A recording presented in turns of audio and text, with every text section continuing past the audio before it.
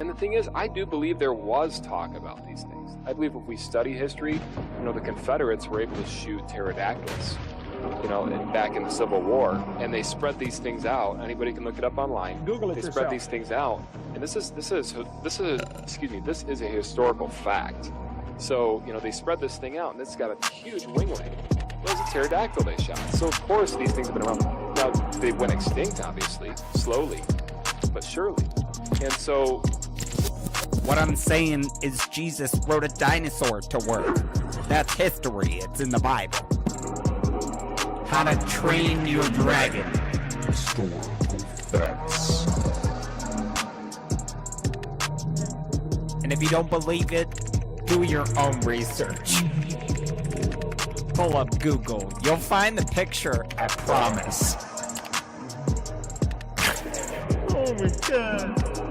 Thank you, John Gleason, Godless engineer, for gifting me this beautiful moment. Y'all remember when they tried to cancel Steven Spielberg for posing with an animatronic triceratops animal rights activist? Back it up. Hit it from the back. Cloaca. Historical facts. Eat my ass, BP. You're down here bailing on the rest of us because you don't want to process your grief and shame like a normal person by drinking and mistreating strangers. No, Rick. It is you who must nibble my cloaca, or bird asshole. Everyone knows what a cloaca is. Back in the Civil War, and they spread these things out. Anybody can look it up online. They spread these things out, and this is a historical fact. So, they spread this thing out, and it's got a huge winglet. It was a pterodactyl they shot. So, of course, these things have been around. Now, they went extinct, obviously, slowly, but surely. And so... Paul Bunyan was sharing some Funyuns with his pet velociraptor. Whoa. Oh, you thought it was an ox? Roll back the clock. Let me knock your socks off. Historical facts. I didn't cut out. You heard me. Are you a pervert or something? Okay.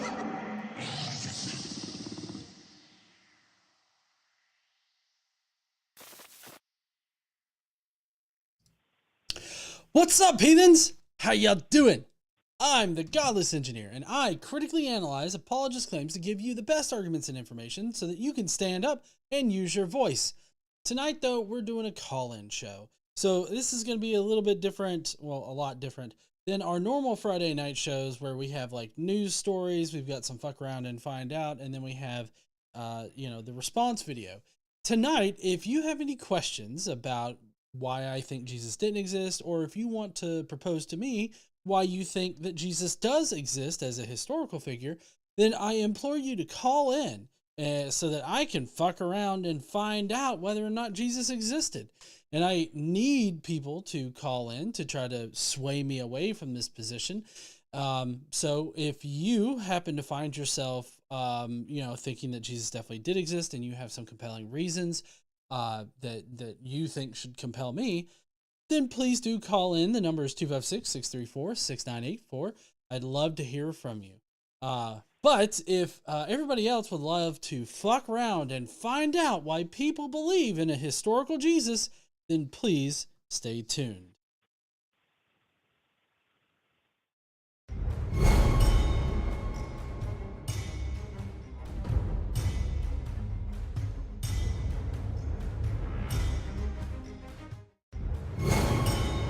All right. Well, let's see. My vertical scene's over here a little out of sync. Again, if you guys would like to, hold on. There we go. If you would like to try to convince me away from mythicism, then I would really like to hear from you. Just to kind of give you guys sort of a rundown of my position, I do not feel like there's enough evidence to actually suggest that there was a person, a historical person named Jesus Christ, or Jesus rather, that went around and created a religion in his name, and that is who Christians follow now. I feel like the origin of Christianity is a complex topic that arose out of a need to keep up with other religions in the area, most notably the mystery religions in the Mediterranean area.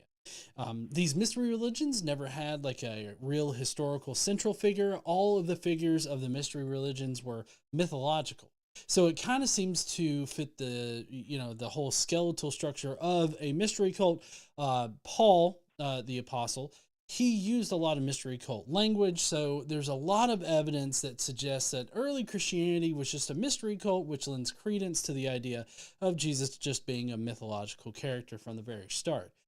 Another thing that kind of promotes this is that you've got Jewish leaders in Jewish thought in the first century, like Philo of Alexandria, who was identifying angels in Jewish ideology, or Jewish angelology, rather, that seems to fit the way that Paul describes his version of Jesus. And so all it really takes is just a slight modification to get from Philo to Paul. And while Philo and Paul were separate, they were deriving their information from the scriptures that the Jews were using. And so I feel like there's just a preponderance of evidence that casts doubt onto whether or not Jesus was a historical person. And until we can get better information about, this particular point in time, most notably the origins of Christianity, I don't think that we'll ever be able to 100% know. But I feel like the evidence that we currently have definitely points to him probably not existing. That's why I'm fine with the very clean-cut statement of Jesus did not exist, because even if you think that there's some kind of like historical core to these ideas or is derived off of some itinerant rabbi that was going around, he would be unrecognizable as the Jesus that everybody argues for. So, if you disagree with me, I'd love for you to call in.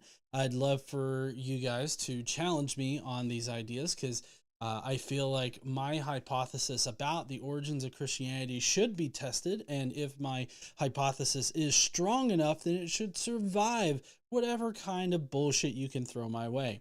So that's what the stream's going to be about tonight. If you want to call in, and if you're a mythicist, or if you just don't want to talk about Jesus not existing, we could talk about God, or we could talk about the current socio-political environment that is currently burning around us. We could talk about that too. Feel free to call in. I'm here for anybody that wants to talk to me. We do have, some regulars in the chat, like Prophet Azad. Prophet's in there. Philly 3000. I saw Dumping Trash in there. Sirnian was in here earlier. We got Infidel, Owl on the Prowl. Good to see everybody in the comments there. Let's see. Jack Talcott says, just discovered the channel and caught the beginning of the stream. Praise God. With some laughing emojis and stuff. I'm guessing that's sarcasm. I appreciate the sarcasm there. Prophet Azad says, if Jesus didn't exist, then why did Paul write about his life in such detail and also deferred to people who spent time with...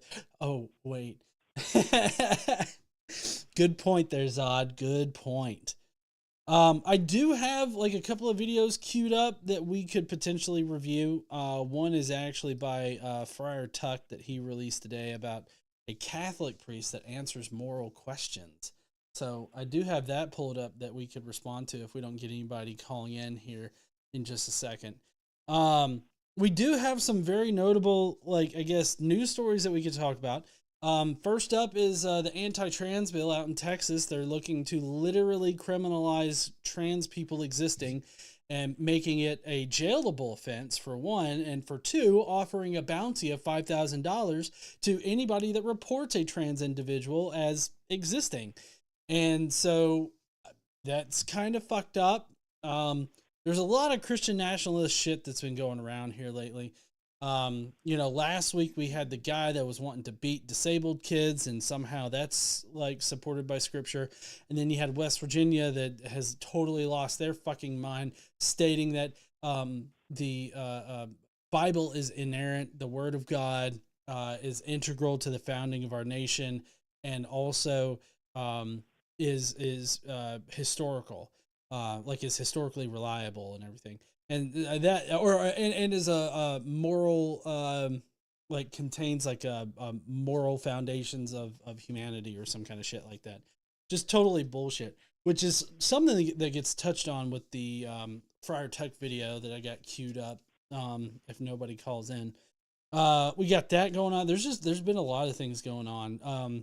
Trump, the Supreme Court, actually told Trump that he needs to unfreeze the USAID funding and start paying on those contracts. There's also been a lot of clash with Elon Musk and the secretaries. Like they had a meeting, was it this morning, honey? Yesterday morning? Yesterday morning, the secretaries and Elon Musk and Trump, they all met, and apparently there was like a whole shouting match kind of thing where Elon was just giving all the secretaries a whole bunch of shit, and the secretaries were like giving him reasonable shit back, throwing it in his face. And it ended up with Trump agreeing with the secretaries and telling Musk that he's just in an advisory role right now, which is kind of interesting because the whole State of the Union thing really put Trump in a bad spot because of the fact that he named Musk as head of Doge when the federal government has said, no, this Mrs. Gleason, which is, Amy Gleason, is the head of Doge, apparently. And that was apparently supposed to be a well-kept secret or something like that. And so there's a little bit of a hot water there because if Elon Musk is head of Doge, then he needs to be vetted by Congress. Like if this is an actual department. Of course, all that Trump did was rename the USDS, the United States Digital Service. That was created right after the real estate bubble in 2009, I think it was created in like 2011 or something like that. But it was meant to, protect, America from similar shit happening. And along with like the Consumer Protections Bureau and everything like that. So like there's just a lot of things that have been created that Musk and Trump are just literally taking a chainsaw to. It's crazy. Prophet of Zod says, almost feels like Trump did know about Project 2025. He definitely did. There's no way you can get around that. I mean, there's actually a website out there that's actually tracking how much of Project 2025 is implemented. And I'll have to see if I can find that link. I got it in my history somewhere. Chainsaw! I know a very southern racist joke that I feel like Elon Musk would probably giggle over. No. I'm definitely not telling the very racist joke that I heard as a kid. And that I've never told in a serious way to anybody. Rod Seller says human Jesus might have existed, but God Jesus didn't. That's cool. I'd love to hear, maybe why you think that the human Jesus might have existed. Like what, Rod, I'd love to know if you want to call in, what evidence convinces you and all that kind of stuff. That would be, great. So we do have, somebody calling in on the web. The existence and relevance of Jesus, politics, economics, and religion. Okay, so we're going to go to, seems like it's Jack. Hold on. I got to get my my name thing here set up so that I can properly display names so it looks like a professional fucking show right now, right?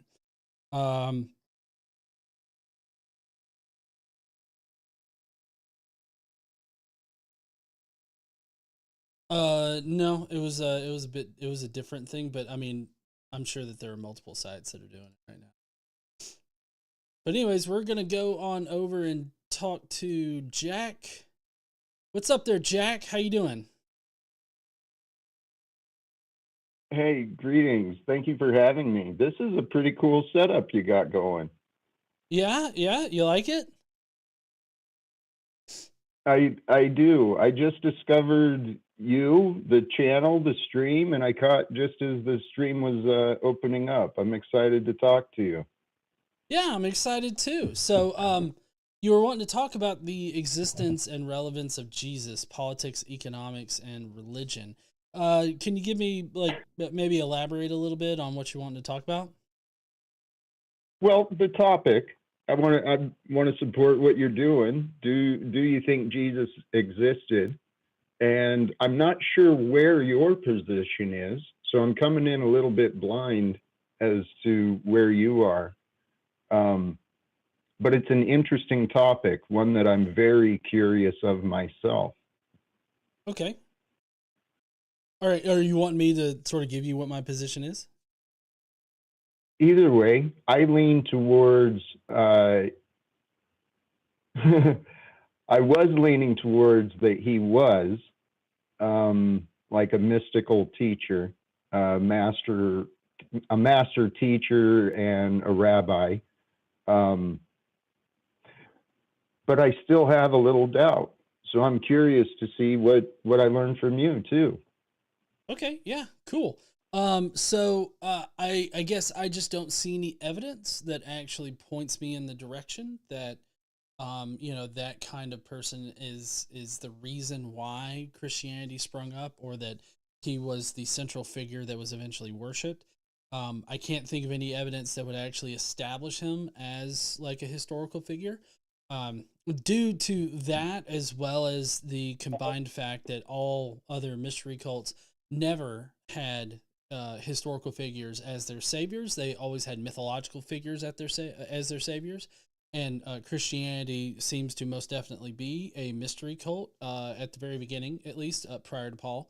And so because of that, it seems more likely that this Jesus character was just mythological the entire time, and that people just sincerely believed that he actually existed, that he came down to the firmament that they thought was a real place, right there in the atmosphere. They thought that the firmament was a real physical place that you could get to if you could build up high enough, the Tower of Babel. And that, Jesus descended to that layer. He was killed by Satan and his demons, who are known by first century and prior Jews to live in the firmament. That's where they were corporeal. They were physical beings that inhabited that area of the cosmos.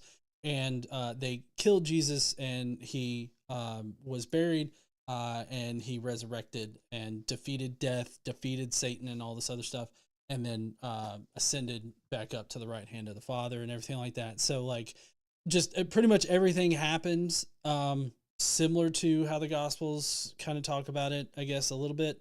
But it's just, it happened in the firmament instead of physically on earth. Interesting. Where I found myself is in my own path of searching, right, for figure out what is real, looking into history and science and different philosophies and the growth and development of religion.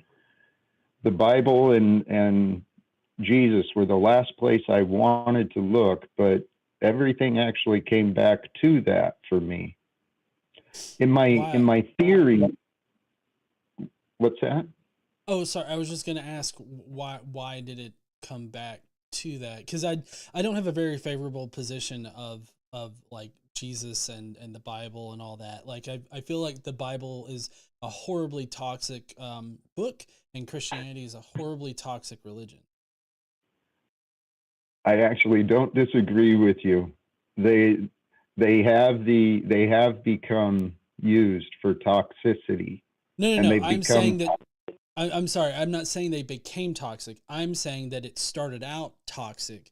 It was always toxic. I'm going to consider that more, but that's different than where I came to. Because can I ask you something? Please. Okay. As far as your understanding of Christian theology, is Jesus God?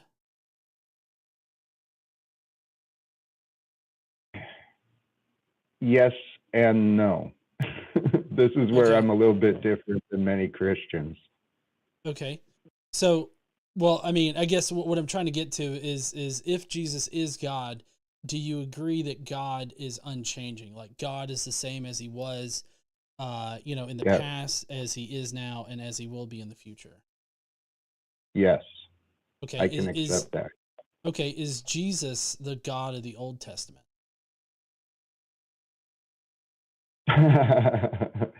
That's where some of the that's where I think Jesus came to correct. He came to correct the strayed Hebrews. So there is one God. Okay, I'll let you continue. I've come to the conclusion there is one God, and it is as described in much of the Bible. And I came to this conclusion that the one is what we are all a part of. And this is what Jesus was teaching, was the law of one, of unity and love. So there's the one God that allows the light and the dark. It allows the good and the evil, but there's a perfect balance to all things. Okay, do you mind if I push back a little bit on that? Please do. Okay, so how much, I'm trying to get a gauge for your theology here. How much of the Old Testament do you think is representative of God? So like if the Old Testament says, and the Lord said this to Moses, or the Lord said this to Jacob, do you think that comes from the Lord, or do you think that is like the Hebrews were making things up? Yeah, I take it with a grain of salt, because I've recently heard some pretty credible presentations that the Torah and the Old Testament isn't actually accurate. It's not supported by archaeological evidence. Well, now that I do agree, but I would argue that if the God that you're talking about is supposed to be all loving and like good and all this other stuff, then I would say that you don't actually believe in the God of the Bible, because the God of the Bible is not loving. That's the exact contradiction I had for a long time. And well, it's not a contradiction. It is, because how can a loving God allow such horrible evil? And well, I don't think that you should look at it like he allows horrible evil, because my actual contentions with this is that he specifically commands evil. So like right. The God of the Old Testament specifically, knowingly, with his full chest, commanded evil to be done to people. So there's no way that God can't be like all good. And I would bet that if you asked any modern day Jew, which I've asked a rabbi actually about this, like what's your view of the God that you believe in? And it's like, oh, he's a dick. Like he is evil on occasion. So like I feel like that's how people saw the gods, like in the time frame that we're talking about with the Old Testament being written. I mean, they didn't have a problem with the gods being evil, because what they perceived to be evil was just like, this is just how nature works, or this is just how the world works right now. And so like they came up with different reasons as to why these things happened, and it's just like, oh, gods are dicks. And that's just kind of where it stood for them for a while. I have no disagreements. I think you're spot on. And the God that people believe in, it's the one that's it's imagined. I mean, man kind of creates God through the thoughts and ideas. And for myself, the way I've reconciled the Old Testament and what Jesus, assuming he was and said what was recorded, the way I reconciled the difference is that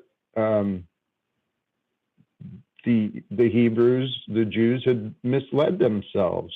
They were worshiping the God of the world and not the God of creation. Yeah, that's why they justified.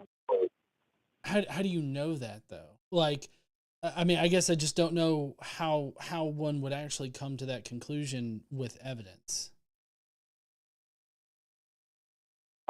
That's a gathering of a number of different presentations and discussions that I've come across. Okay, so my hypothesis is that you like there are obviously evil things that are commanded by God in the Old Testament.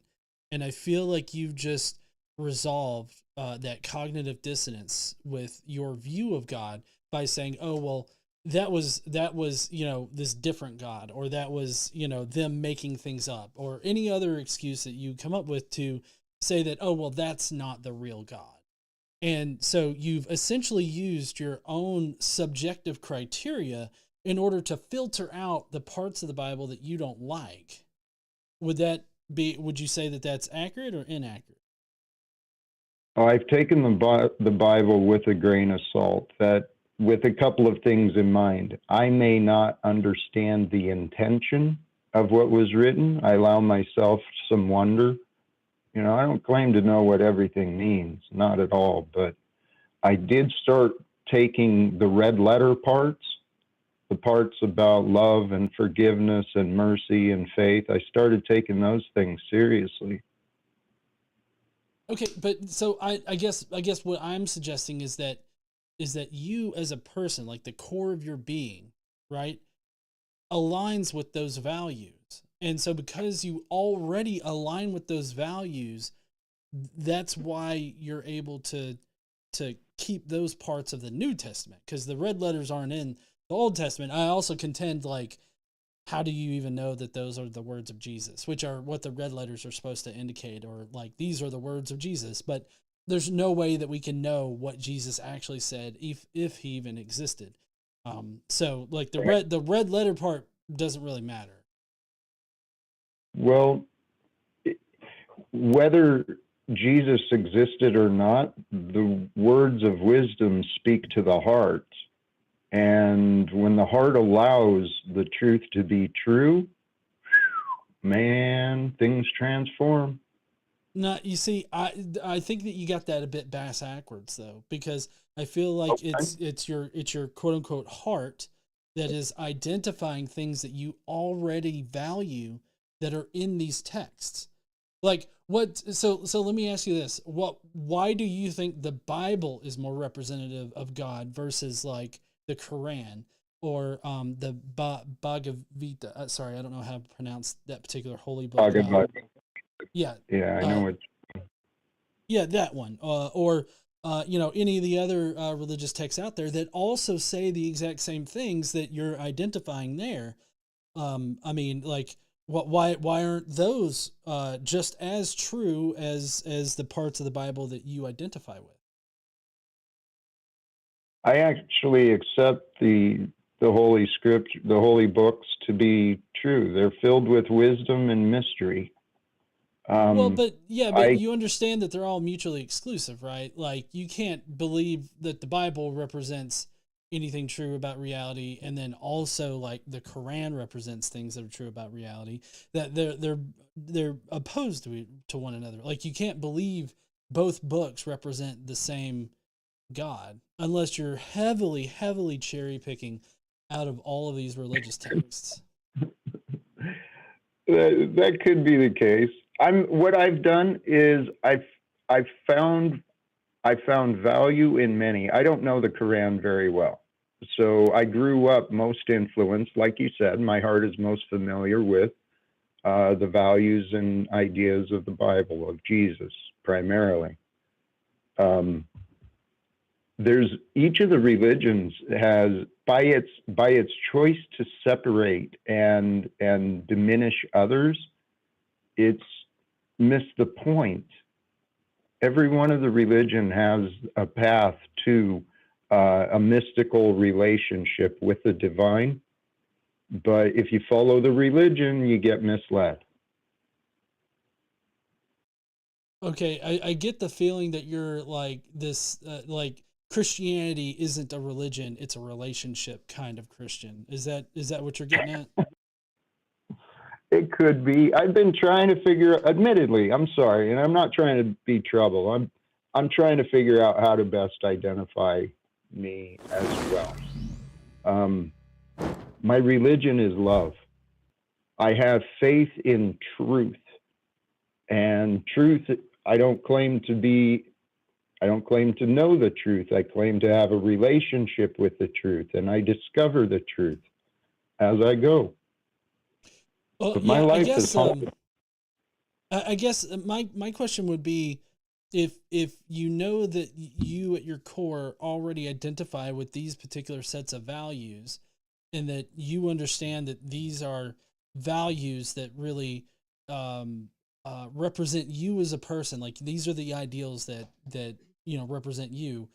Why do you even need religious books? Like, why do you need any kind of like holy figure to validate those ideals that you have? Why can't you just value those ideals? It's a great question, and there's, to answer, I would say there's nothing that prevents anyone from assuming and embodying the divine values.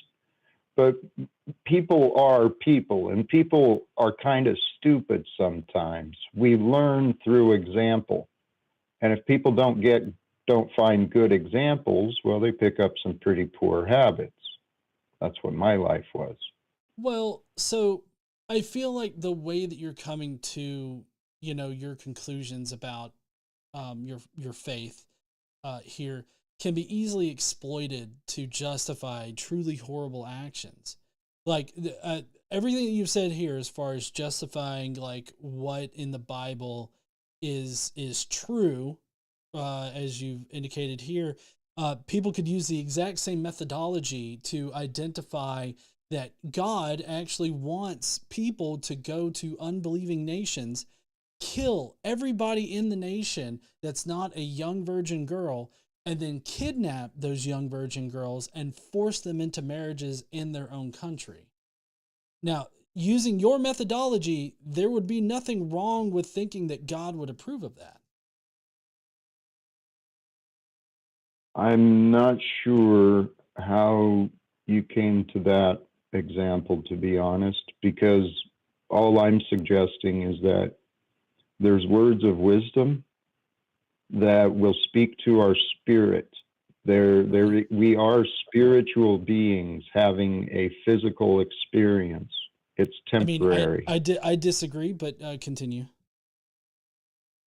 Well, these are the conclusions I've came to. I found myself on a path where truly I looking within. So the story I was referencing is Numbers 31, where God specifically tells the Israelite people to go to another group, kill everybody in there, including the small babies, including the little boys, including the non-combatant men and women, like everybody, but preserve for themselves as spoils of war young pubescent girls that have not slept with a man, for the purposes of forcing them into marriages to the Israelite men. And so, using everything that you just said right there about God speaking to the Spirit and laying all this stuff out, you could the methodology that you're talking about right now can be used to justify truly horrible actions, just because it speaks to the spirit of the person that you're talking about. Well, when one doesn't know the Holy Spirit, but it's been explained, and we live in a world of confusion. People are confused. They're at war with themselves. Hold on. You're talking about the Holy Spirit, the same Holy Spirit that traversed through the land of Egypt and killed every firstborn child of the Egyptian people? No, I'm talking about the Holy Spirit that was embodied through the character of Jesus. I'm sorry, that Holy Spirit's the same one that killed all those kids in Egypt. And mind you, in that particular story, God specifically arranged that event. He created a series of events that would ultimately culminate, because he wanted it to happen, culminated in him killing all the firstborn children of Egypt. So, I mean, like, that was a genocidal act right there. I don't deny that. And okay. I'm not saying that. I'm not sure what you think I said about the Bible when I said that, I already have my doubts in its historical accuracy, but the words of wisdom, the philosophy that's found, the philosophy of love and faith, those things are important. Well, I mean, they're important to you. What I'm trying to get to is some kind of objective truth about this. And all I'm hearing, not to like throw shade on you for your particular set of beliefs, but I'm just saying that like the things that you're saying are very subjective, cherry picking sort of way to go about claiming to be a Christian, because you're literally just picking the parts that you like out of the religion, and then essentially creating your own religion about your own God. And so it seems like you've made up your own God in your mind that is really just a higher representation of yourself. Like, I mean, I did that when I was a Christian. Like, I had a higher representation of what I thought it meant to be a good and honest person. And so like, I just called that Jesus. And in reality, it's like, this is what I wanted to be as a person. And so I strove to do it. And every time I failed at that, like, it really got me, like, you know, hard. Like, it really negatively affected my psychological state while I was a kid. So like, that's a very toxic thing to sort of have. Like, I'm not saying that you don't need to have some kind of higher ideal or like some striving towards some goal, but you know, I feel like what you've done is just cherry picked out of the Bible all the things that you like, and you've sort of created your own religion here, which again, it's fine to have, I don't think I said this before, but it's fine to have nuanced beliefs and complicated beliefs. But I don't know. I would hesitate to call myself a Christian if I was in your shoes, just because it seems like Christians give me a bad name. I mean, I think the Bible gives Christians a bad name, and then the Christians implementing the Bible in various ways also give it an even worse name. Well, secrets and lies corrupt people. And here, I'm sure you've got other callers, and I want to be respectful. Thank you sincerely for these conversations. But here's where I'm at. Truly, I believe following the way of Jesus. What would Jesus do? What would he want me to do? What would God want me to do if God and Jesus were with me? Well, I'm trying to find a way to speak with Donald Trump and Elon Musk and the other knuckleheads in Washington, D.C. to bring some peace to the world. Set the truth free. No more wage slavery and oppression. I mean, you understand that message is going to fall flat with them, right? Like, specifically, Elon Musk is gutting the U.S. government so that he can funnel more money into his own companies, as well as to the companies of you know, people that support Donald Trump. So, I mean, that message is gonna fall flat with them. I mean, it's, if you can get their ear and say that to them, more power to you. But I mean, they're simply not going to care. They're sociopaths. Much love. But I think well, the oppressor gets away with what they can get away with, and it's time for people to unite. There's plenty of people uniting. The truth is coming to light, and I'm going to step out. Blessing. Yeah, I just want to say, I totally agree with you that we all need to unite, and I feel like even though I gloat sometimes over MAGA people fucking around and finding out how bad their decision to vote for Trump was, I still think that we can all unite and course correct our country. So I do want to agree with you on that we can unite and we can stop what's going on, but it does take us actually doing something about it. Hey, much love. Congrats on what you're doing, and thank you to you. Have a great night. All right. Thank you, Jack. All right. That was a great conversation. Great way to start off the night. We do have a couple of other callers. There's one line open, so if anybody is watching and they want to call in, please do. I know that I can add. Let's see. Max calls. I can add a line. Yep. All right. I added an extra line. If anybody wants to call in, there's 2 slots available. Next, we've got Matt from Texas. Yeehaw there, Matt. How you doing? Howdy. How are you? I'm doing pretty good. How are you doing out there in Texas? Oh, it's, the weather's bipolar as always, due to the climate change that people don't want to say exists, but, hanging in there. Nice. Awesome. All right. So, what do you want to talk about tonight? I was wondering, I know you've made videos on this, and but I was wondering what your thoughts are, and if the Talmud Jesus, the Jesus that's mentioned in the Talmud, could be the historical Jesus. Well, I mean, I guess it kind of depends on what you mean by that. Are you talking about the historical Jesus that started Christianity, and it's the Jesus that Christians worship? Yes. What turned into that? Yes. Okay. No, I do not think so. So there are several scholars out there that have been able to connect this Jesus that exists in the Talmud and this Jesus. They're all the same Jesus, and he existed under King Janaeus, which was in the 1st century BCE, like at the very beginning of the 1st century BCE, around like 80 or so. And he actually suffered like under totally different circumstances. Like he was charged with something completely different. He died in a completely different way. His disciples were treated completely differently afterwards. So, I mean, like nothing about his story actually maps to what eventually came about, but there were some Christians that did develop after that that are separate from not the I think they were more akin to the Eastern Orthodox Christians. But there are some Christians that seem to adhere to that particular Jesus as opposed to like the one that most Christians now worship. Yeah. So I think I should have clarified. I'm not talking about gospel Jesus, because gospel Jesus is, of course, mythology. But do you think 100 years earlier, this Jesus could have become, over time, over that 100 years, it could have morphed into the Jesus that we have now? Well, no, I don't think so, because of the way that Paul talks about Jesus, and then there's also Philo of Alexandria who talks about this archangel figure that he calls the Logos. They talk about them in the same way.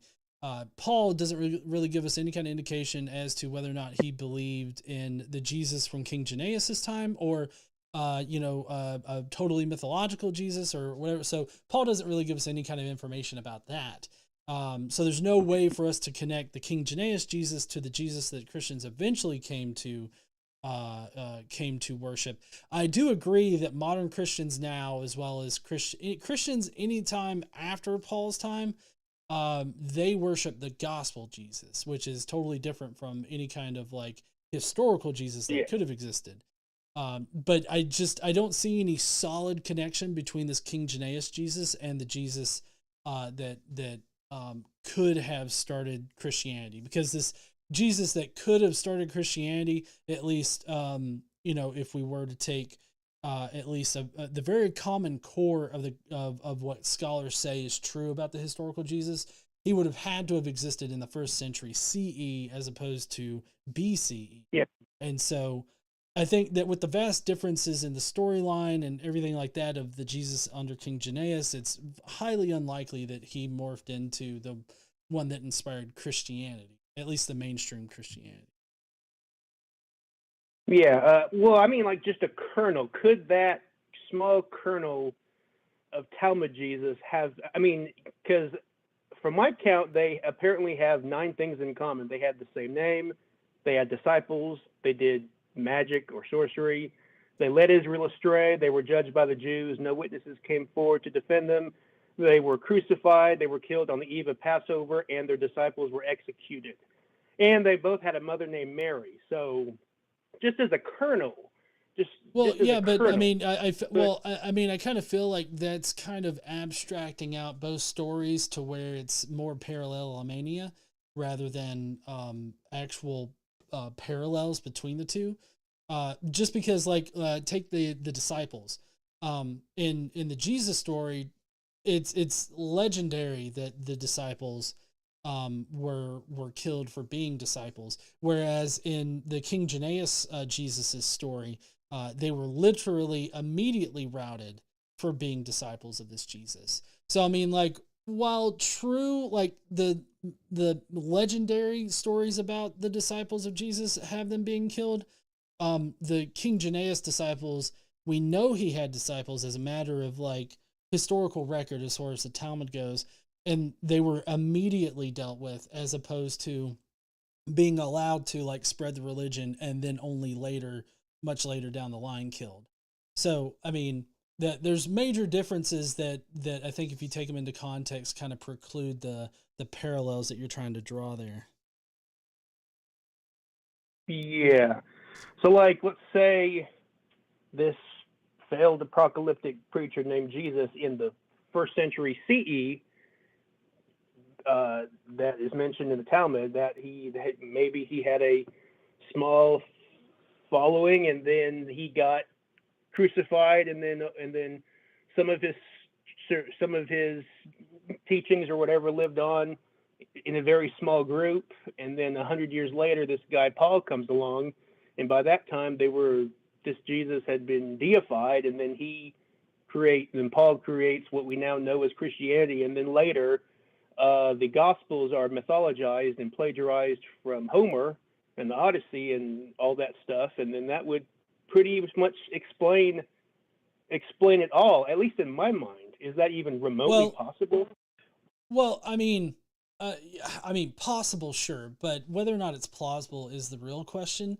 And I will say that there was a sect of Jews that followed the King Jannaeus Jesus, at least for a time, and developed a religion that could be considered Christianity, because they did feel like he was their Messiah and everything like that. So like there is a distinctly different line of Christianity that follows from the King Jannaeus Jesus, but that particular line is notably different than the line of Christians that eventually came about. And one thing that kind of struck me odd is saying that the Gospels are derived from Homer and the Odyssey and Iliad.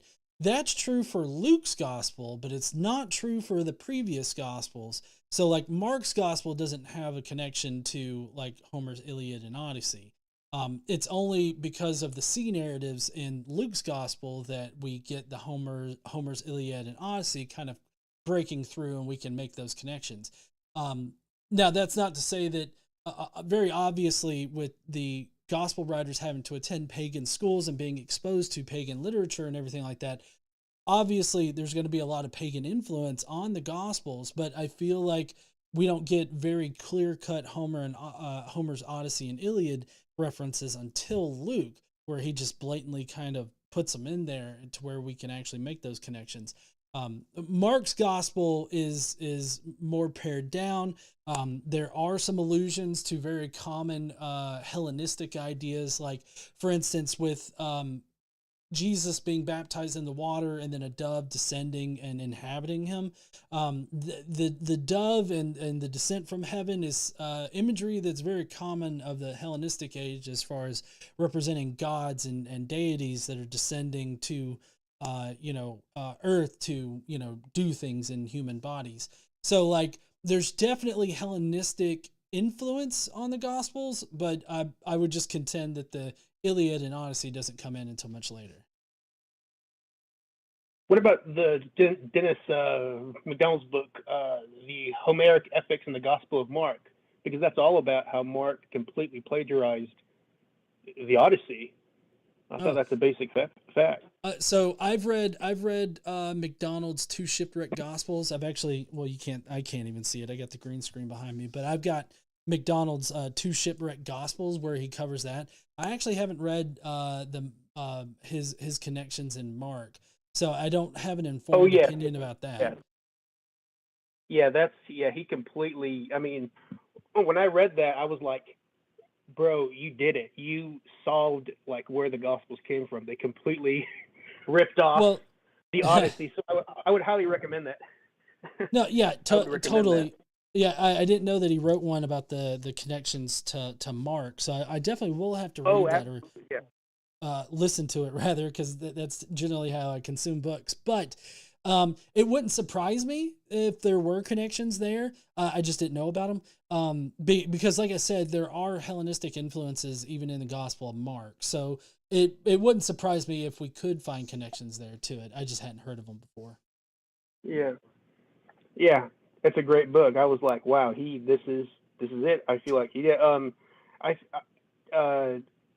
very interesting. Going back for just one small second, I think, and don't quote me on this, I think I have in my notes on my phone, I wrote that in Richard Carrier's 2014 book on page 283, I think it looks like he conservatively says that Jesus ben Stada, the one from the Talmud that we were talking about, might or could be a historical Jesus.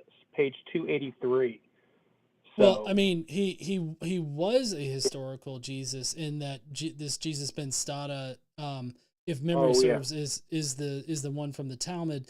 So I mean, as far as like the Talmud goes and whether or not he was a historical figure, I mean, I feel like we could tentatively say that he was, but I think that deriving certain life events into a fictional narrative about their pre-existing mythological angel figure, I feel like that's it's got a little bit of a gap in there from saying, oh, this is the historical Jesus.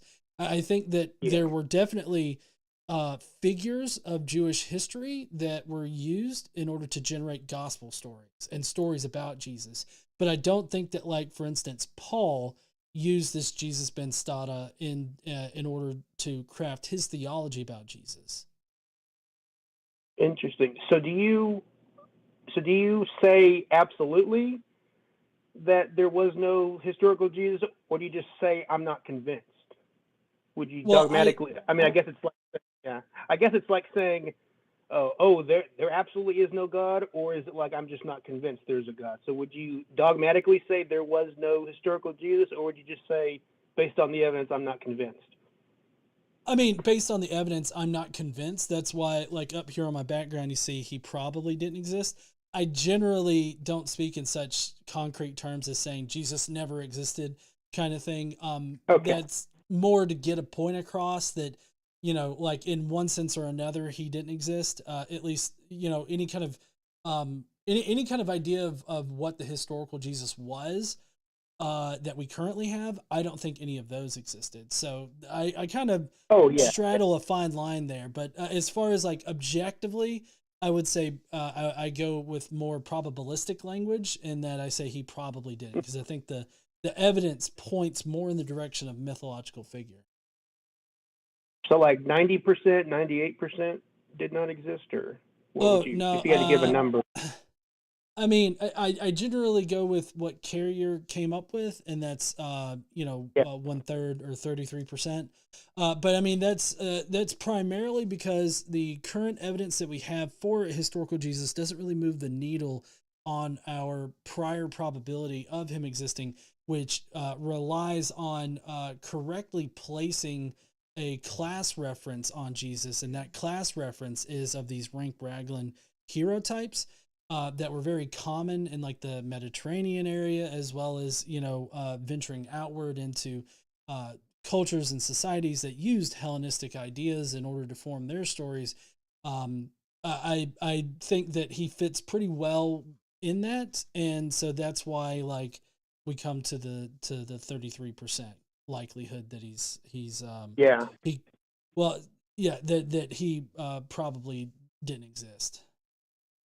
Yeah, and I always try to say to folks, the Talmud Jesus and the Tacitus Jesus cannot be the same person, because as you say, because a lot of people like to lump them both together. Oh, Tacitus, the Talmud, and everything. And it's like, well, as you've laid out in all your videos, Tacitus was just most likely talking about what Christians believe, and we know that, as you said, the Gospel Jesus is different from the Talmud Jesus. So it's like you can't. It's like you have to choose. It's like this one or this one. Which one are you going to believe? Am I right? Yeah. You know what I mean? Yeah. No, I know what you mean. And I think I misspoke a second ago. The 33% likelihood is that he did exist. So I guess my probability that he doesn't exist is the 70s, or was that? That'd be 67%. 67% likelihood he did not exist. Yeah, 67. Okay, gotcha. And yeah, just what I was saying a second ago, I always say to folks, you can't disprove the Talmud Jesus by using the Gospels if you think the Gospels are mythology. Does that make sense? Yeah. And I mean, I think that the Talmud Jesus, as far as like evidence goes, especially compared to the Christian the Christianity's Jesus, that we know about. I think that there's far more evidence that the Jesus of the Talmud existed than as opposed Yes. to the Jesus of Christianity. Exactly. Yeah, I was surprised really quickly. I was surprised reading in chapter 8 of Richard Carrier's book that in certain history books, certain pages around the year 33 AD or around that time were ripped out. Do you remember that? Yeah, yeah. I believe David Fitzgerald also covers that in one of his books, that they seem to be expertly, like, It's either, chiseled yeah. out. So I'm like, either it was, I mean, Christians will probably say, oh, well, that was anti-Christians ripping out his existence. But it's like, or could it be Christians ripping out those pages that don't mention him? You know what I mean? Well, yeah. So, I mean, if somebody presented that argument to me, I'd be like, well, I feel like that's a bit speculative because Christians are the ones that were in charge of maintaining those documents for 1,000 years or so. So you're basically speculating, oh, it couldn't have been Christians that ripped it out. It had to have been somebody prior to Christians taking care of that, like the Romans or something that decided to rip it out. And I feel like there's no evidence of that happening, at least no evidence that I know of. Yeah. Do you think any characters in the Gospels are real, other than like Pontius Pilate, John the Baptist, Herod? No, unless the figures can be independently corroborated outside of the Bible. I think that they're all in there for literary purposes. Yeah. Yeah. Gotcha.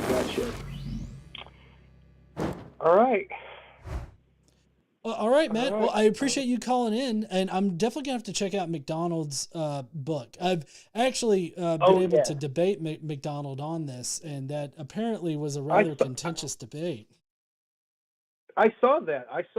It almost looked like he didn't really care, or he didn't really kind of zoned out. I don't know, but it kind of looked interesting.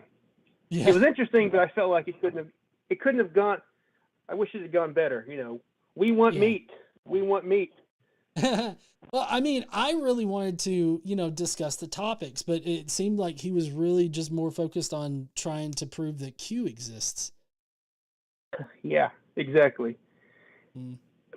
By the way, there was I believe it was like a 40 or 50 episode series on YouTube called Excavating the Empty Tomb. It's by a YouTuber called Truth Surge. And he basically did this like 40 episode thing on McDonald's book on Mark. On Mark and Homer. So it came out in 2011. 2011, so it's called Excavating the Empty Tomb, and it's just mind-blowing. So I would recommend you check it out. It's really, really good. I definitely will. All right. Hey, appreciate it. No problem. Thank you, Matt. I'll talk to you later, all right? Have a great one. All right. See you.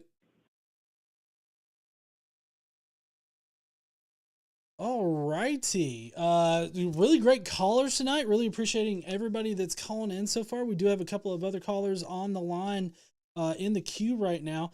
Do want to say thank you to everybody that's watching tonight. I know this isn't our normal sort of stream tonight, but I really appreciate you guys bearing with me. Had a pretty hectic week.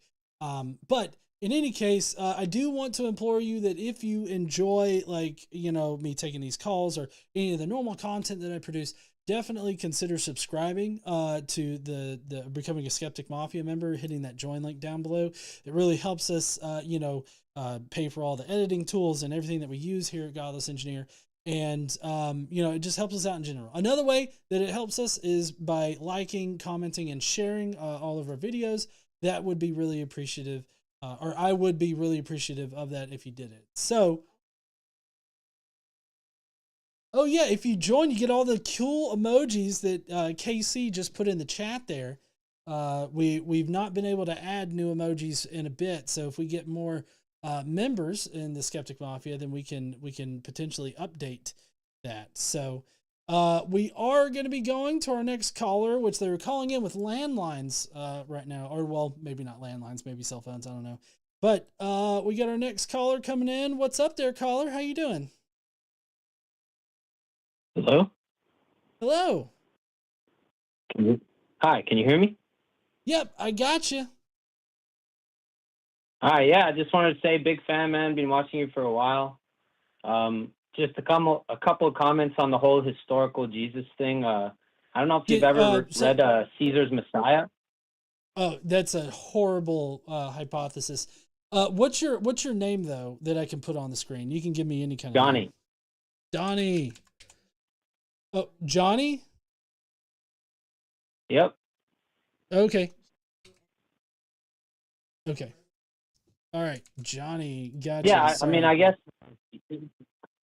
No, I just wanted to make a couple comments on the kind of very spiritual gentleman that was on earlier. Yeah, Jack. Yeah, exactly. You know, like this is a very first of all, I admire the genuineness of his, interest in his comments, and ultimately there are massive gaps. People have to remember that if you want to kind of engage in this reductionism generalization, each unique religion had a very unique history and has a unique theological, philosophical kind of worldview, And I would argue when I was in university and I was studying this stuff, when I would debate people from the Vatican or people from Al-Azhar, you ever heard of Al-Azhar? I haven't heard of that one. So it's like, how Islam has Sunni and Shia? Yep. Yeah, so Sunni Islam is the majority. It's like 90% of the Muslim world. They're kind of like version of the Vatican, kind of legal university that, decrees laws to the Muslim Ummah, like the world. Is based in Egypt. It's been there since the medieval period. It's called Al-Azhar. But anyway, I'd always tell people, like, no matter what religion you're born into, you're always a better human individual than the kind of, the archetypes that we're taught to kind of worship when we're born, so ultimately, but, in modern times, there's a substantial difference when you look at demographic percentage. Like, if I was like a minority or a homosexual or like a woman or an animal, I would never want to be born in a crescent cult majority land. I would rather be in like a Christian majority or Jewish majority place because there's civil rights respected there. Why? Hold on. In what particular time frame are we talking about? I'm talking about in our time, like in modern times. Oh, okay. Well, I mean, but I mean, my point is, like, sorry. I just to clarify the point is that, like, you got to separate the people from the systems that they're born into. I have nothing against Muslims, but Islam is a deplorable, like, is a crazy theology that's very destructive. I have nothing against Christians, but Christianity is pretty destructive. I have nothing against Jews, but Judaism is, I think, a bit more complicated than the first two, and is not as destructive as people want to demonize it, because, you got to just look at the reality of history and not just stick to the theory which is found in the book. You see what I'm saying? Yeah, but I mean, I feel like any religion can be used to be bad, like, and to accomplish evil acts. So, I mean, I guess. No, but okay. Oh, go ahead. No, I'm saying, like, for example, like, a lot of like hardcore Christians will be like, we need to revive the Crusades. I always tell them, like, and I think you'll agree with me with this point. It's like, which Crusades are you talking about? The ones that Christians murdered other Christians? You know what I mean? Like, they don't want to talk about those Crusades, but they want to engage in this reductionist history that it's kind of like the movie trailer, shitty, basic kind of shallow understanding of history that misses all the nuance. And I agree with you that, like, all the civilizations, both ancient and modern, have done some destructive stuff, but I find it, I think that and kind of parallel to, yeah. If I'm not mistaken, the Crusades were specifically a set of wars or encounters that where there was the Christians were fighting the Muslims to take back the Holy Land, were they not? Well, okay, so you got to remember the history of the Crusades. The first Crusade was issued by a French Pope called Urban II in 1096, right? Okay. And the reason that's important is because the expansion of Islam already took place for 4 centuries prior to the declaration of the First Crusade. You see what I'm saying? Okay, but who did he declare the crusade against? Well, he declared it against the Muslim forces and to reclaim the Holy Land. But what ended up happening was the parties that were supposed to actually represent the Crusades on their path to the Middle East, which they didn't even end up going to, was just and barely even made it. Ended up just being sectarian violence against other Christians and, of course, Jews. You see what I'm saying? So my point is, like, people got to have a clear picture of history, you know? And my point is to always remember that these reductionist kind of like movie trailer versions of periods of history miss the actual point that, you know, if we want to solve violence and stop and bring that unity that you're talking about with the guest after, I think that having a clear understanding of the past that isn't biased by dogma, either religious or non-religious ideology, and painting a clear picture of the past will allow us to build a better world. You see what I'm saying?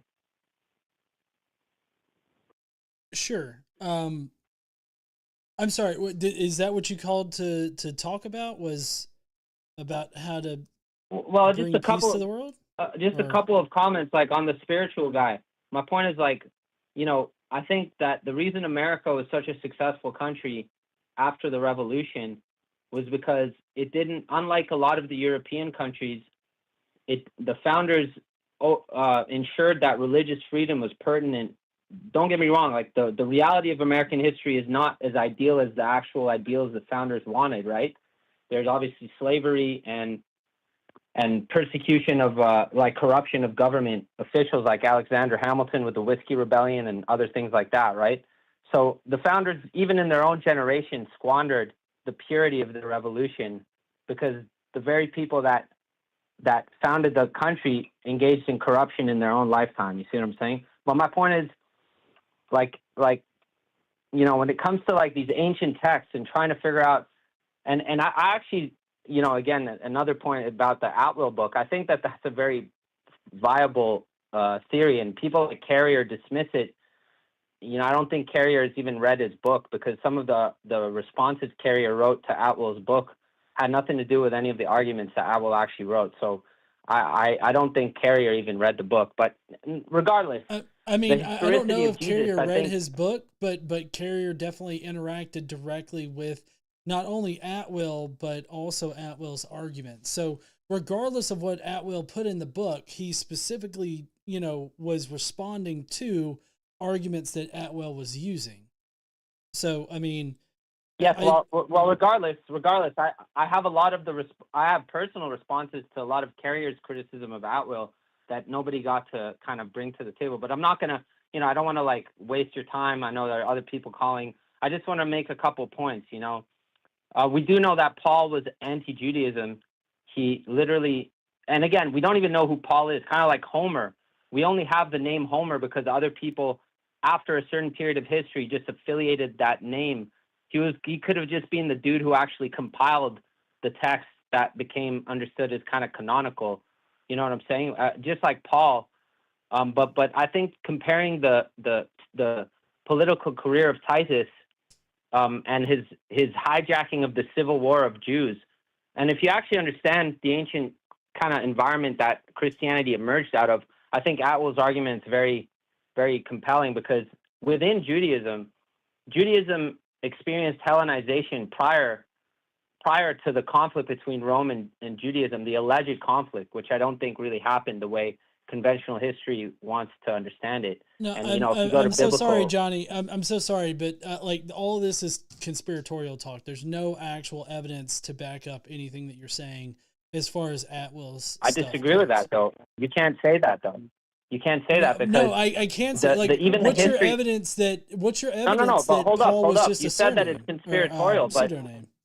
but no, because but hold up, because people like Philo of Alexandria was already a prominent Hellenized Jew, and there are many others, like even the Hashmonean dynasty, which was the only kind of ancient independent Jewish kind of like stronghold, I guess, ancient nation state, I guess. Even they were already Hellenized. The top guys were all given names after Greek, like heroes like Alexander the Great. So the notion that how does this factor in? that it factors in because Christianity is a Hellenized version, Gnostic version of Judaism, and the people who clearly wrote it were clearly the dynasty that hijacks Rome based on like a psyop in a sense, because No.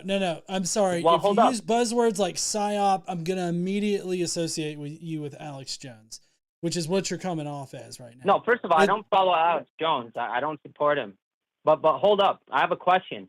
Do political leaders in modern history use fake crises to leverage and put themselves in positions of power? Is that not a thing?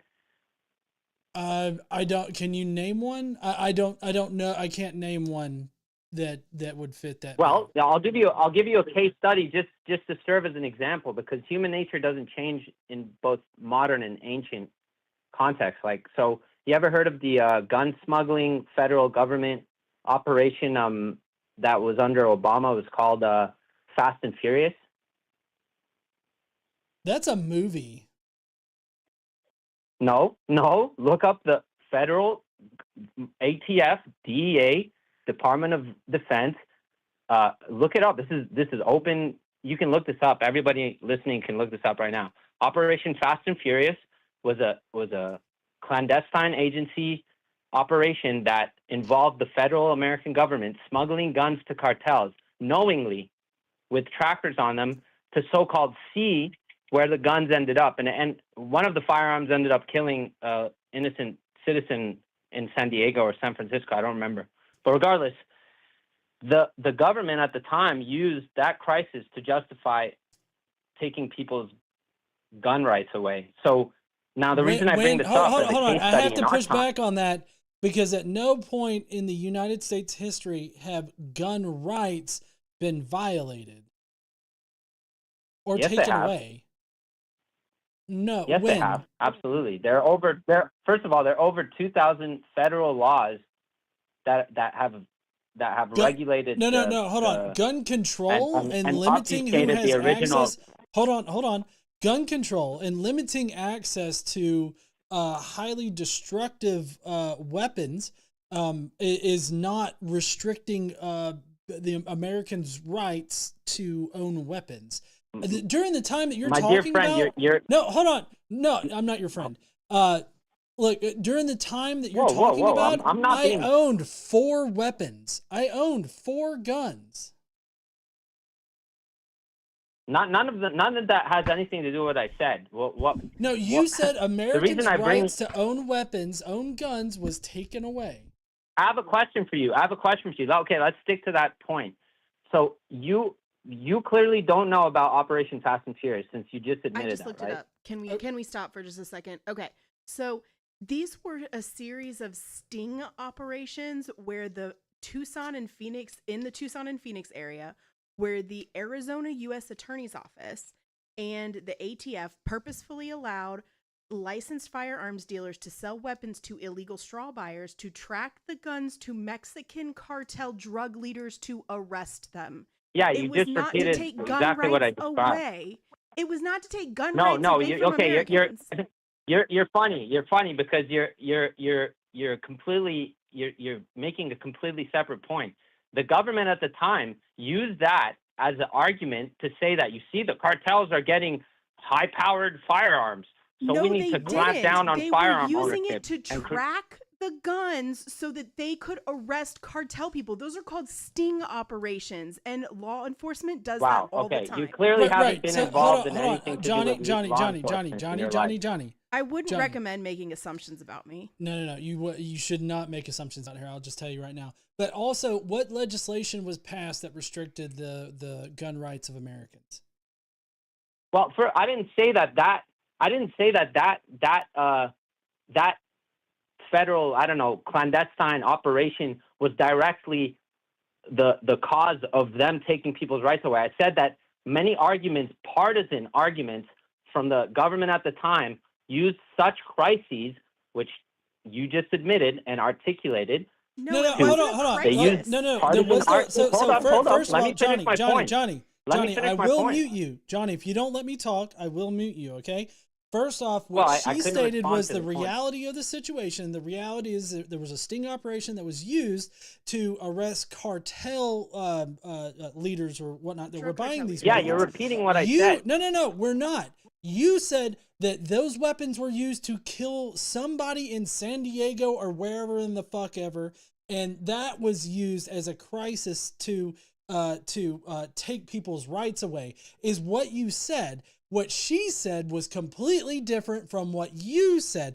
Also, I would say that the better argument and the argument that is most used in America to pass more gun control legislation is the fact that one of the number one killers of children in America is guns. Like, that's just a fact. Yeah, okay. Okay. You're changing the topic. No, I'm still on the topic of gun control. Let's go back to the topic. No, we changed the topic because I'm talking about ancient history, and the reason I brought up the clandestine operation that the government did is that my point is, if you look at the history of Rome, many Roman dynasties. Sorry, let me circle this back to the original point of the discussion, and we're getting sidetracked on a tangent here. First of all, I don't think that don't bring up blatantly false things. Then don't bring up blatantly false things because I will hyperfixate on it. Regardless, can I make my point? Can I make my point? If you know ancient Roman history, you'll know that numerous Roman dynasties took power illegitimately. It was a slave-based society and a tyrannical one. So it wasn't ever by democratic or by a peaceful process. Numerous Roman dynasties murdered the dynasties that came before it. The Flavian dynasty, because it had so little legitimacy in the actual center of Rome, used their position in the east to take a small, shitty civil war between some backward little group of people in the Greek region of the Roman Empire, and to justify it as if they won a war against a revolting group of people, when Judea and Jews were already under Roman protectorate for centuries, and there was a back and forth relationship with numerous Roman dynasties. Okay, Johnny, I'm so sorry. So that's my point. I need to stop you because all of this is falling flat for me. First off, if you're going to say that there was a Roman psyop in order to somehow convince the Jews to no longer be Jews, you know who Josephus was, right? What? You know who Josephus was, right? You know who Josephus was, right? He betrayed his own people. I do know who Josephus was. This is documented history. All of this is falling flat because there's no evidence that there was a Roman psyop that created Christianity in order to destroy the Jewish culture and the Jewish people. Like, that's where you're going with it. No. First of all, there's absolute evidence for that. No, there's not. Yeah, and there literally is, man. Now, where's that? What's the evidence of a Jewish psyop that doesn't include ad hoc statements that are made to support your conclusion? Jewish psyop? What do you mean? I never said Jewish psyop. I said no. I didn't say Jewish psyop. Where's the evidence that there was a psyop that was taking place? The relationship between numerous sets of dynasties at the head of the Jewish people. Hold up. And speculative. It's not speculative at all. Since the time of Philo, the elites of the Jews were trying to Hellenize their own connections people. is one thing, but saying that those connections were somehow contributed to a psychological operation on the Jewish people, I feel like that is the ad hoc part. I have a question. Might have I an have a answer. question. Do you have okay? So, do you think Paul? Let's just give the benefit of the doubt that he was actually a real person, which I don't really agree with. But let's just say, okay. First of all, you agree that most of the Gospels were interpolations of both Josephus and Hellenistic works. We're in agreement on that, right? I mean, depending on what you mean by that, sure. Well, I mean, like Luke, the Gospel of Luke literally copies line by line from different chapters of Josephus, like literally, and then turns it into I mean, Christology. that's what I mean. I mean, you can literally you're read saying no. You're saying this in a very broad and generalized way. So depending on what you mean by that, I would agree. No, that's a very specific example. No, that is a specific example, and I agree that there was heavy Hellenistic influence on Luke's gospel, to the point where Hellenistic and Josephine influence on Luke's gospel. Like, I agree with that, but it kind of depends on what you mean. Like, as far as the rest of the gospels go, like you were just saying it in a very broad brush kind of way, and there's a lot of nuance to that particular sort of topic area there. Okay, I don't think I was being broad brushed. I think that was a very particular case. To give an example, Luke and Josephus, that is the specific example. Your initial statement was just that all of the Gospels are interpolations of Hellenistic works and Josephus. And so, like, I mean, you just saying that could mean anything. I didn't say all. I said the okay. Okay, thank you. So that's just two. We're actually far more in agreement than we're in disagreement. Now, I just want to respond to your thing about guns too. One thing that I think is missed in the picture when it comes to gun violence. Half of the deaths that are attributed to guns are from suicide. You know this, right? Wait, hold on. Say that again. Like half of the annual deaths attributed that are firearms related are suicides, right? I mean, I don't have the numbers in front of me, so I can't say one way or another. So they're about So on average per year, there's about, let's just say 70,000 deaths in America due to like firearm related incidents. Okay, half of them are suicide. I'd rather work with real 25. numbers instead of speculative out of my ass numbers. It's not out of my ass. I'm giving you a ballpark. Okay. I'm not going to go and look up the federal statistics right now. Johnny, hold on. So Casey said she looked it up in 2023. 58% of gun deaths in the United States was suicide. So I would agree that I'm right. Over half of them. Okay, cool. So the reason I bring up this topic is I want to just point out that on these issues, there's so much partisan discussion from the left and the right, but the root causes of these issues are not discussed. The over-medication, over-use of psychoactive medications like benzos, I'm so sorry, RFK Jr., that I have on the line right now.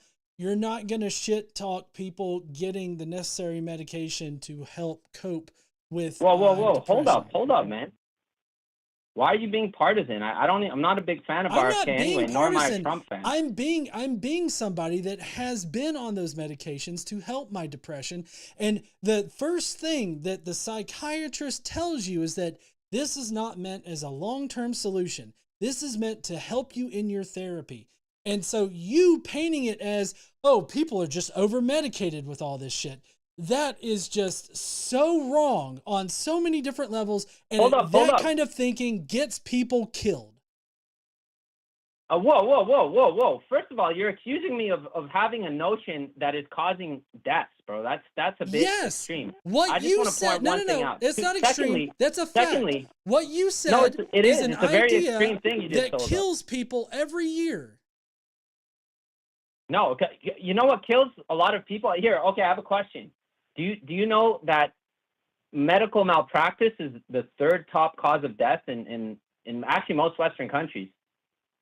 I mean, including the United States of America, is an issue. I mean, I can agree to that, but I mean, and it kills 4 times more than firearms.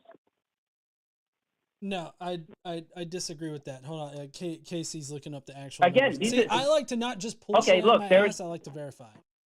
I don't do that. You keep accusing me of that. The first time you did that, you actually looked I up the didn't accuse statistics you and you're of like, yeah, anything. you're right. No, I didn't accuse you of You anything. said I pulled I'm just statistics saying, out of my ass. No, I'm saying, like, before when you were talking about, statistics, you were pulling numbers out of your ass. I didn't say that you were wrong. I said that I don't have the numbers in front of me, so I can't say one way or another. Casey, my lovely wife, she looked it up, and 58% 2023 gun deaths were Happen to be suicide. right. So fine, I'm good with that. I'm not good with just pulling numbers out of my ass, and I'm not going to trust some guy But that's listen. calling in on a call-in show to tell me, oh, this is the fourth largest, killer of people in the world or something like that. Well, Okay. okay. All right, man. Okay, fair enough. Now, okay. Can you repeat I'm that going a bit statistic like I didn't mean to. that medical malpractice was the fourth largest killer in Western countries? Top three for sure. There's obviously cancer and heart disease, but the top five I think is medical malpractice. Now the fascinating thing about it is that I'm sure you're someone who obviously looks to medical professionals with almost absolute trust because of the establishments. I've had to change doctors several times because I disagreed with their conclusions, and I've struggled as a diabetic to get a doctor that will listen to me. So no, I mean I don't trust them implicitly. I take my health into my own hands, as it were. Well, I have too, and I admire you for that, man. And kudos to you, brother, because each individual has a unique life, and this is my point. I want to bring this because I know there are other people, and I don't want to take more of your time. And first of all, I appreciate you having me on and having we might not agree on everything, but I watch your show. I think you have a lot of passion. I think you speak a lot of truth. So kudos to you, brother. And what I'd like to say is that the reason I brought up me debating a lot of people from these different religious institutions in my younger days when I was in university is because I'd always try and like in Nazi Germany, most Germans didn't partake and they were peaceful. So the non-peaceful majority is never the issue. It's the small dogmatic ideological cult people that are the problem. And if we really want unity, we need to go past partisan notions and realize that every individual has a right, like Thomas Jefferson says, to worship or not worship whoever or whomever he or she wants to worship or not.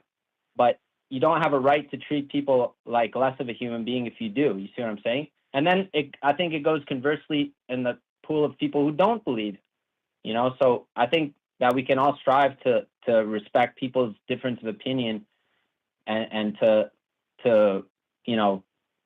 just respect people and be open to different ways of thinking about things, Well, I mean, it depends. If those different ways of thinking about things kills people, then no, I don't have to respect. And also, I just want to say that according to the hold on, according to the 2022 statistics on deaths in America, medical malpractice is not in the top 10. So I mean, you're just wrong there. Oh, okay. So just because of one, okay. So you should go look up the former deans of the two top medical journals in the world. One of them is the Lancet, and one of them is at Cambridge University.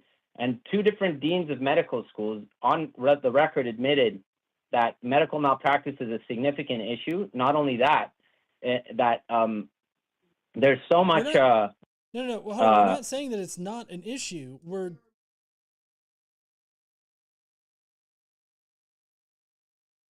This is apparently like a myth, that's been debunked for a long time. So many articles. Okay, well. I mean, I'm just saying that this is a myth that's not true. It's not based in data. I'm looking at the data for 2022 right now. You should go and look up then. You should go look up then.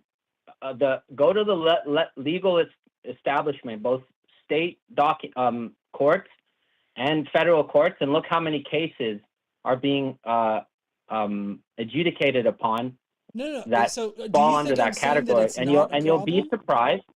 No. Do you think I'm saying that it's It's not a significant problem, and it's being brushed under the rug, and it's being treated like it's No, not I an don't issue. think that it's being brushed but under the rug. I think that it's recognized as a it serious absolutely is. problem. I disagree with you on that. Look, Johnny, we've been on the call for about nearly 30 minutes now. I do have another caller to get to, so I think we need to wrap up. All right, man. So thank you very much, and all the best. Be well. All right. Thank you so much there, Johnny. I hope you have a great night, and I will talk to you later.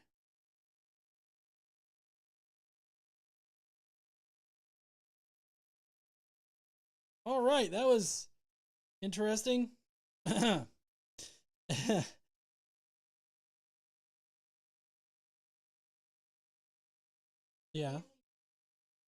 Mm-hmm.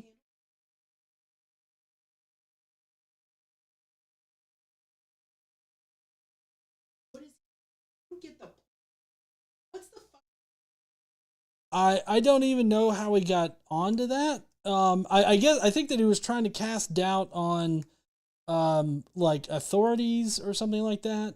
Or something, I don't know, as a way of saying like, oh, you shouldn't trust the Roman authorities for information, and they were definitely doing a psyop or something. I don't know how that related, but maybe Johnny in the comments will actually illuminate that. Maybe not. Anyways, that was really interesting. I'm glad we didn't get banned off YouTube for a lot of that conversation.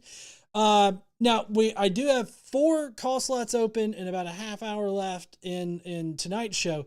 If we don't get to you tonight, I will be on Atheist Experience this Sunday at I believe it's at 4:30. I gotta work that out. Yeah, because I forgot about that when I was doing that. Anyways, but yes, we start at 4:30 on Sunday, and so that's where I'll be on Sunday afternoon. Now we're getting to our next caller here. Talk button. What's up there, caller? How you doing? Hey, what's going on, man? Nothing much. That was kind of a crazy last call. What's your name? John. John? Yep. Okay. Easy enough. That's my name. All right, John. How you doing tonight? Not bad. I'm calling because my uncle. I have one uncle left, but one of my uncles passed very recently, and he was incredibly religious, and he was one of my favorite uncles. I don't know. As a kid, you just you attach yourself to different people. I just love to be around them. Anyhow, I'm so sorry about your uncle. His children. Thank you. I appreciate that. His children are some of the best friends I've ever had. And her husband, one of my cousin's husband, is a pastor. I spoke with him, I don't know, for an hour. And I didn't cut him any slack. I asked him, how does all good God, when the Israelites ask for food, throw snakes at them, but then Jesus says that you really shouldn't do that. And the man was, listen, I couldn't do anything but respect him at the end. However, I can't help but want to see if he'll stop thinking the way that he is. And so he told me, I just asked him if he would tell me what he believes in, why. He said yes, he would, of course. And he said that he was going to probably reference Luke 8, 9 through 14. Basically, where the guy who prays real big gets a tongue lashing from Jesus, and the guy who prays very small, he says that he's going to be, a great person in heaven. I am not. I've got ADHD. I have I have Excel sheets so I can talk to people. The point is, I want to get off the phone with this man. I still want to be able to say I love you, and at the same time have him thinking, because that's kind of how we left it the last time, and I think that I don't know. That's a good place to start. What can you do to help, or can you? So are you asking like, what would be something good to bring up to him to sort of challenge his belief?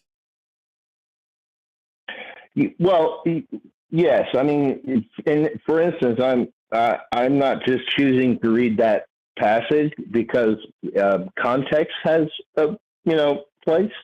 So I started with John, I started with Luke because that's the book that we're talking about. I just know that I'm not going to have enough time to get to really where I can perhaps counter the I'm not sure where he's going with that, except to say that it of course makes one look good to be the humble, and that's it's kind of old, honestly, but again, counter apologetics, essentially. Yeah. Well, so I don't know. Typically, whenever I'm engaged in a conversation with somebody and I want them to sort of think critically about their faith, trying to get a sense of what their theology is, like where you can understand it, is probably the best way to go about it. And then from there, you can ask more specific questions. So, like, I guess for the purposes of me highlighting and making somebody think critically, it typically typically I find the best results with some of the more, I guess, extreme examples that you can find in the Bible. And, what's more extreme than genocide and sexual slavery, chattel slavery, and all that. Now, that's all found in like the Old Testament, while it exists in the New Testament, and the New Testament doesn't ever say, hey, don't do these things. The more, I guess. Well, I'm sorry. Go ahead. I'm sorry. You go ahead. Oh, I was just going to say, I don't let people run away from the Old Testament. You don't get to do that. Without that, you don't have original sin, and your Jesus guy gets to go away. Sorry. Yeah. Well, no, that's fine. I Anyway, was going to go say ahead. that's where theology kind of really comes into it, because if you can often catch a lot of these apologists and people that are defending their faith in uncomfortable situations, because like if you heard earlier on one of the calls, I was asking the guy, like, do you think that Jesus is God? And so, like, if they think that Jesus is God, then you have to ask them, well, do you think that God is unchanging? Like, he is the same in the past as he is right now and as he will be in the future. And if they affirm that, yes, God is unchanging, God, it's the same God from the Old Testament as in the New Testament, that builds a bridge, an evidential bridge, to be able to use the Old Testament to get them to think critically about their God, because a lot of Christians, they primarily want to focus on the good parts of the New Testament, right? And they can easily shut out like the Old Testament stuff that's like incredibly bad. Now, there are some Old Testament things you can definitely highlight that they'll, even as Christians that are specifically focused on the New Testament good stuff, they will still latch on to the Old Testament things. But those take a little bit more critical thinking on their part in order to understand the problems with them. But if you can make that connection to the Old Testament through Jesus, right, saying that Jesus is God and God, or the Old Testament is the same God in the New Testament, then you can use things like Numbers 31, where God specifically has the Israelites go in, genocide everybody, and takes the small girls to rape. Sure. And And so you could use that. You could use things like 1 Samuel 15, 1-3, where it says to kill all the babies and little kids. And you can highlight these very horrible parts of the Old Testament, and then, packaged up like, well, if the God of the New Testament, Jesus, is the same God that exists here in the Old Testament, and he commands these things, why should I think that this God is good when he obviously commands things that are bad? And you can kind of set that up with, saying like, do you think that it's good to force small girls into sexual slavery? And, stating things that are obviously wrong, and that they would obviously be like, no, that's not a good thing. No, there's no reason for that to be good. Now, this will highlight one of two things for you. Either one, how disgusting their theology actually is, if they start defending God's actions there and saying that like, oh, there's a good reason why God forced those little girls into sexual slavery. They won't say it in exactly like that, but that's essentially what they're doing with that.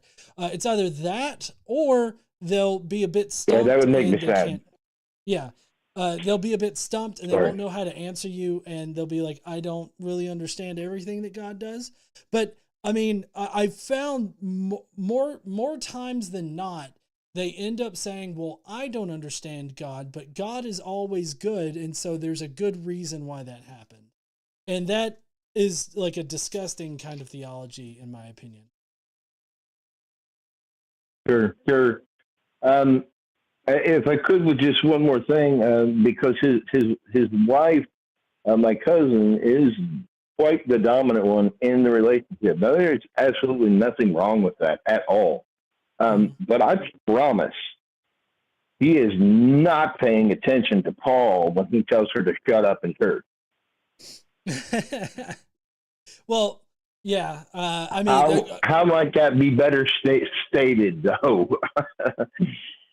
Well, I mean, so my wife brought up Anthony Bagdabasco and street epistemology, and that's pretty much where you sort of ask questions to lead them to a conclusion, or at least get them to critically think about it. So, like, yeah, why do you believe this thing? Why does this particular part of Christianity not factor into your belief? One thing that I like to usually ask is like, why do you feel like this is representative of reality, but these other religions that say the exact same thing, just using their own holy books, they also say this same thing. What makes your religion correct, but these other ones not? And it comes off as more of a inquisitive sort of interaction rather than a challenging one. Yeah. I would say he is a master at that, and no, that's great advice. I will actually watch a few more of his videos because thank you, I appreciate that. Yeah, and there's a lot of street epistemology like channels out there, but I would say that Anthony is one of the best ones, and I would highly suggest him over anybody else. Yeah, I'm not even know how I forgot about him. Wow. Thank you. All right, no problem, John. That's it, bud. Have a great night. All right, you do the same. Later. Bye.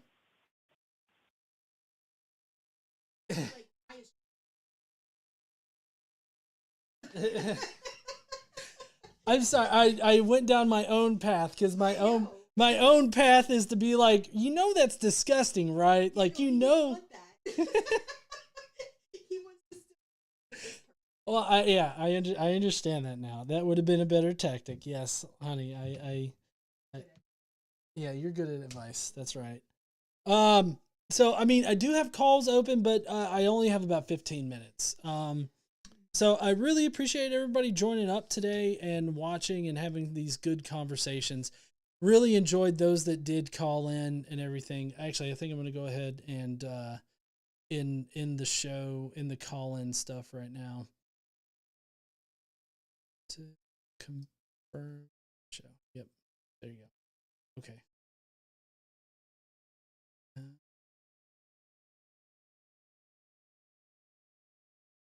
All right. Sorry, just had to close all that up. All right, so that's going to be it for the show tonight. Like I said, I really appreciate everybody joining up today. I know this was a bit of a weird week. I wasn't able to get up, the video choices and everything like that. But Skeptic Mafia next week is also going to be a weird week. We're not going to be having a normal Friday night show because we're going to be at a conference at Free Flow.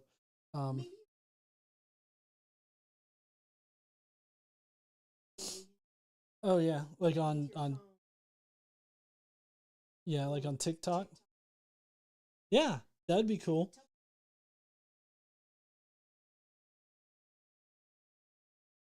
Yeah, that'd be cool. Yeah, so we're going to Free Flow next weekend. We'll be down in near Orlando, and I'll probably do some tickety tockety stuff. I don't know if anybody here watches tickety tockety, but just follow me on tickety tockety, Godless Engineer. That's where I am. I really appreciate everybody in the chat there. Rob says this was fun. Thank you so much. Monep says intimate time. Deviant Outcast says thank you, GE and Casey and all y'all in the chat. This was a perfect background to my miniature making. Cool. Thank you so much there, Deviant Outcast. Bad Lefty, I see you right there. Eric Craig in the chat. Soul Life.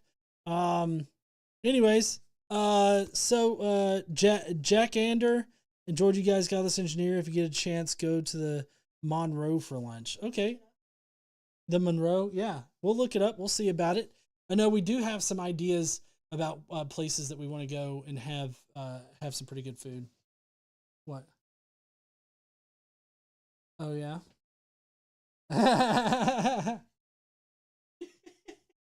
We're gonna it's yellow, so but at medieval times. We always go to medieval times. Mustard.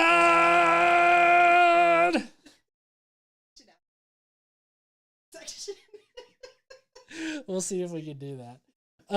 But yeah, so anyways, we're gonna be doing that next weekend. We'll try to do some tickety tockety lives, maybe some YouTube lives, vertical screen and all that kind of good stuff.